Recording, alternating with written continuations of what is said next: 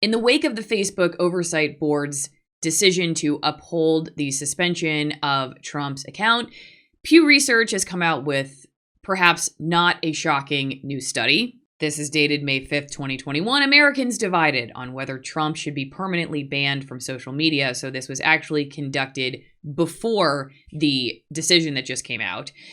It says Americans are split on whether former President Donald Trump should be barred from social media. Some 49% of U.S. adults say Trump's accounts should be permanently banned from social media, while half say they should not be. But views are deeply divided along partisan lines. And they go on to say that this was done between April 12th to 18th. So prior to this, again, Facebook Oversight Board decision. Here's how it shakes out. If you look at this graph right here, the red, this is Republican, lean Republican, and then conservative or moderate liberal Republican underneath.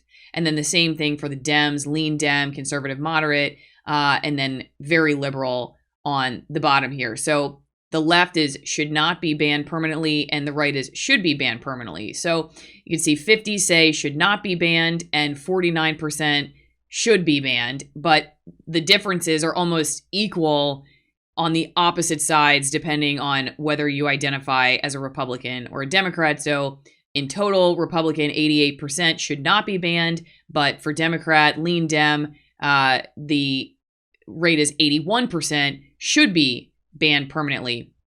There's a little bit more of a variant here with conservative versus moderate or liberal Republican. So it's saying that 95% of people who identify as a conservative Republican say should not be banned, but only 77% of the moderate to liberal Republican says that he should not be permanently banned. And really, they're saying that this is not much of a change from the poll that they did in January, which we can open up here. And I will show you. Republicans, Democrats at odds over social media companies banning Trump. And if you go down, it looks pretty similar. This is right after the January 6th riots at the Capitol. So I wish there was somebody of equal prominence who also got banned, but appeals to Democrats, so we could do a comparison here just to see if these numbers would change. Would more conservatives say, yes, that person should be gone, and more Democrats would say, no, they shouldn't, because we all know that we're susceptible to in-group bias. We tend to give more grace to people we agree with, whose ideology aligns with ours. We're going to think they're less of a threat versus the person whose ideology does not align with ours. We're going to perhaps think that they're more of a threat and maybe be more apt to want them silenced. But we can't do that. There is no Trump 2.0 right now. Maybe you like that, maybe you don't. I think big picture here, it just goes to show how polarized we are on this topic of the kind of power that the big tech companies should have. And that concerns me because it shows me that perhaps we're not thinking long term about the fact that if these companies have the power to silence one of the most powerful people in the entire world, we don't have a shot, okay? And when it comes to any number of issues we're dealing with, controversial issues, narratives that don't align with whatever the safe perspective is, that's aligning with the corporate community guideline policies. If they can get rid of Trump, they can get rid of anything. And that should, I think, concern those of us who want to know what's going on, because maybe you're cheering him on because you really don't like him and you think like it's not going to come closer and closer and closer to the center. But I think this sets a precedent, not just for what the companies can and will do, but what Americans are willing to allow.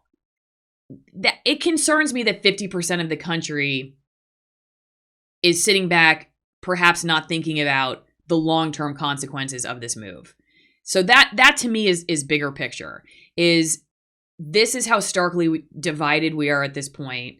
Again, curious how it would shake out if you were to flip the person who got banned. But it shows me that we are at a point now where we can look at somebody without recognizing the precedent we're setting, the long-term consequences of the decision-making, and ask big corporations or the government or corporate media, the newsrooms from which I came, to babysit for us because of safety or threat or whatever else. Because that's ultimately what this is about. This is about threat and safety and danger, right? Because that was essentially why he was banned. And so if you can get people worried enough, then you can get them to respond by saying, yeah, just get rid of that person, without perhaps realizing what the long-term consequences of that are. It seems to me anyway, silly to say that like Allison has a chance if Trump doesn't. Only insofar as the fact that like if their eyes are just not on me because I don't have as many people watching me. But the second you grow to any level of prominence, you're going to be facing the same admonition. So curious what you think. Again, leave me a comment in the comment section. There are links in the description for how you can support my work. If you are watching this on another platform besides YouTube, thanks for doing that. If you're watching this on YouTube, consider switching to the other platforms where they're not going to kick me off. All those links are in the description, and I will see you next time.